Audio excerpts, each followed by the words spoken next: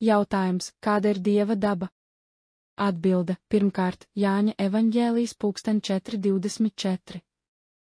Dievs ir gars, un tie, kas viņu pielūdz, jāpielūdz viņam garā un patiesībā. Otrkārt, Efeziešiem 1:23.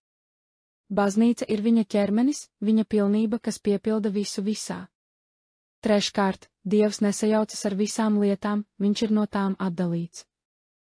Apgāstu darbi 17:24.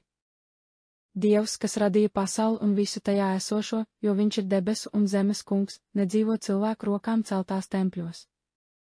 Romiešiem 11:35-36. Kas viņam deva pirmais, lai viņam būtu jāatlīdzina? Jo viss ir no viņa, caur viņu un viņam. Viņam gods mūžīgi. Āmen. Ceturtkārt, Dievs ir viens, viņš nav panteists un vēl jo vairāk nav politeists. Jesajas 40:18. Kam tad jūs salīdzināsiet Dievu un kādu tēlu viņam piešķirsiet? Jesajas 40:25. Svētā saka, kam jūs mani salīdzināsiet, lai es būtu līdzīgs viņam?